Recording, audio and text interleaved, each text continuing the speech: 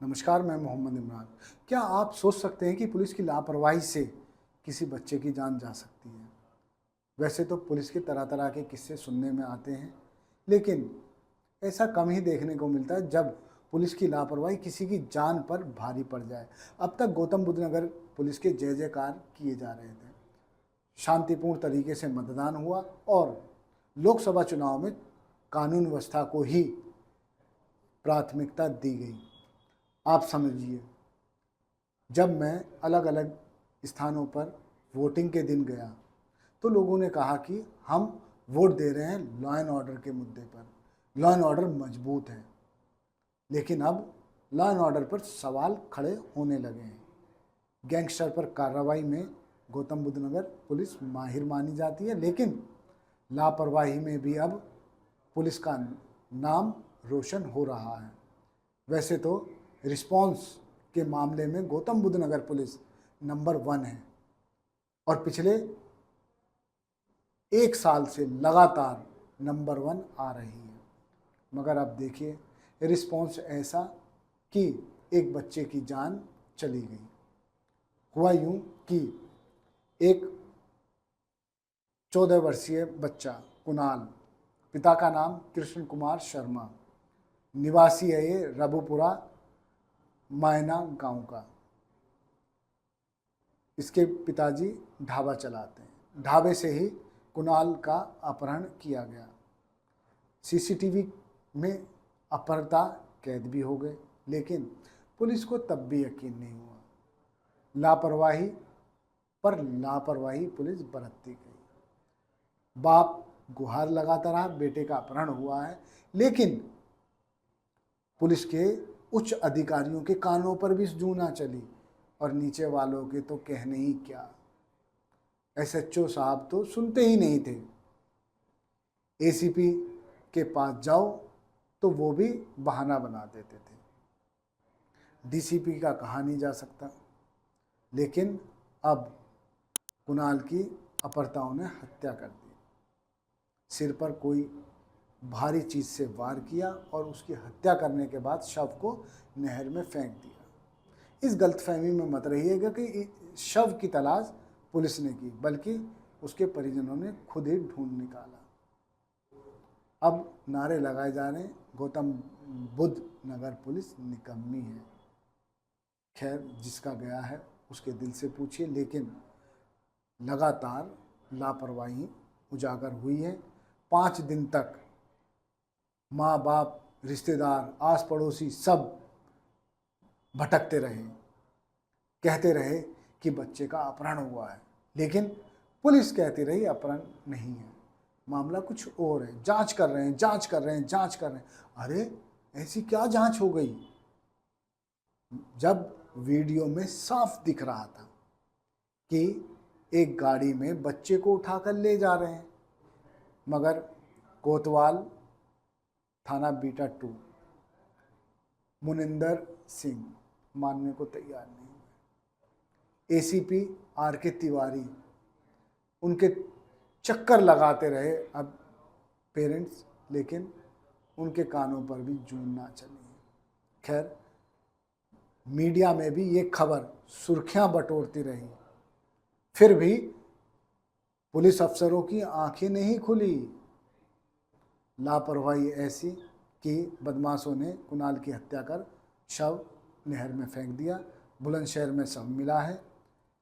अब लगातार परिजन कहीं जाम लगा रहे हैं तो कहीं पुलिस का घेराव कर रहे हैं। सीधे सीधे हत्या का आरोप पुलिस पर ही लगाया जा रहा है। कह रहे हैं यदि पुलिस समय रहते कार्रवाई करती, जांच पड़ताल करती, तो हो सकता है कि कुणाल की हत्या नहीं हुई होती। जॉइंट सीपी शिव हरि मीणा कहते हैं कि इस मामले में जल्द ही बदमाशों को गिरफ्तार कर उन्हें जेल भेजा जाएगा। तो साहब, आप ही बता दीजिए कि क्या गिरफ्तारी से उस परिवार को बेटा वापस मिल पाएगा? खैर, कानून का काम होता है, जब अपराध हुआ है अपराधी को पकड़े और जेल भेज दें, लेकिन ये भी काम होता है कि समय रहते कार्रवाई की जाए, ना कि पेरेंट्स को, पीड़ितों को एक थाने से दूसरे थाने एक दफ्तर से दूसरे दफ्तर भगाया जाए। डीसीपी की जिम्मेदारी क्या होती है? दरअसल कमिश्नरी व्यवस्था इसीलिए लागू की गई कि एक सीनियर अधिकारी हर सर्किल में मौजूद रहे। जो काम पहले इंस्पेक्टर के हुआ करते थे वो अब एसीपी देखते हैं, डीसीपी सीओ का काम देखते हैं। इतनी विजिलेंट, इतनी गंभीर, इतने सीनियर अधिकारी होने के बाद भी इस तरह की वारदात हो जाती है। मैं आपको बता दूं कि इस तरह की वारदात पहली बार नहीं हुई है। इससे पहले 30 जनवरी 2023 को बिलासपुर में वैभव सिंघल के अपहरण के बाद हत्या कर दी जाती है। पुलिस इसमें भी नाकाम, निकम्मी साबित हुई है। 28 फरवरी 2024 6 करोड़ की फिरौती मांगी जाती है। स्टूडेंट हैं और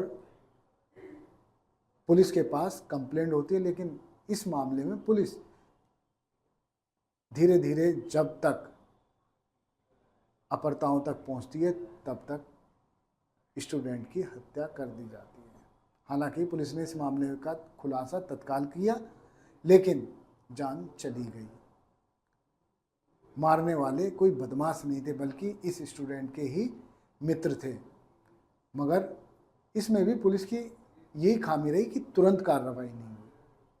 यदि तुरंत कार्रवाई होती, तुरंत पुलिस इसकी लोकेशन लेती, तो हो सकता है कि उसकी जान भी बचाई जा सकती थी।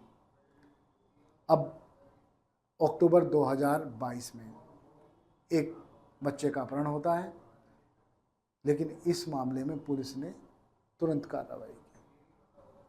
अपहर्ताओं के साथ मुठभेड़ कर पुलिस ने उन्हें ढेर कर दिया। लगने लगा कि हाँ, वाकई पुलिस काबिल है। लेकिन जब इस तरह की घटनाओं में पुलिस का निकम्मापन सामने आता है तो वाकई दुख होता है। रबुपुरा वही इलाका है जहाँ जेवर के विधायक धीरेन्द्र सिंह खुद भी रहते हैं और उनके क्षेत्र की जनता उनको एक एक समस्या बताती है।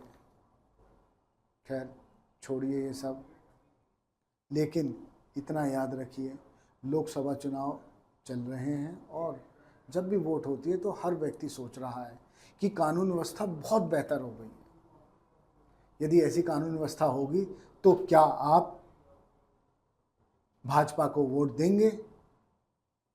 खैर राजनीतिकरण की बात नहीं, लेकिन पुलिस की लापरवाही के चलते मासूम की हत्या हो गई है, जान चली गई है।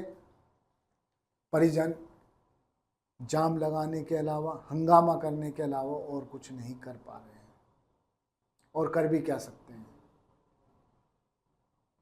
पुलिस कमिश्नर लक्ष्मी सिंह ने इस मामले में कोतवाल को तत्काल प्रभाव से लाइन हाजिर किया है और एसीपी से स्पष्टीकरण मांगा है। एडिशनल डीसीपी और डीसीपी कहाँ गए? क्या उन तक खबर नहीं पहुंची थी? क्या उनको नहीं पता था क्षेत्र से बच्चे का अपहरण हुआ है? ये केवल कार्रवाई दिखावा है। कमिश्नर लक्ष्मी सिंह की इमेज एक ऐसी पुलिस ऑफिसर के रूप में बन चुकी है कि ईमानदार हैं, कर्तव्यनिष्ठ है, लेकिन इस तरह की वारदातें होंगी तो वाकई ज़िले में जो निवेश हो रहा उस पर भी असर पड़ेगा। बड़े बड़े उद्योग यहाँ स्थापित हो रहे हैं, यदि उन तक ऐसी खबरें पहुँचेंगी तो वो अपने उद्योगों को कैसे स्थापित करेंगे? क्या उनमें डर नहीं रहेगा? बदमाशों पर कार्रवाई हो रही है, ये सच्चाई है, लेकिन इस तरह की वारदातों में पुलिस की लापरवाही ही लोगों की जान पर भारी पड़ रही है। धन्यवाद। आप देखते रहिए जय हिंद जनाब। लाइक एंड कमेंट करें। जय हिंद।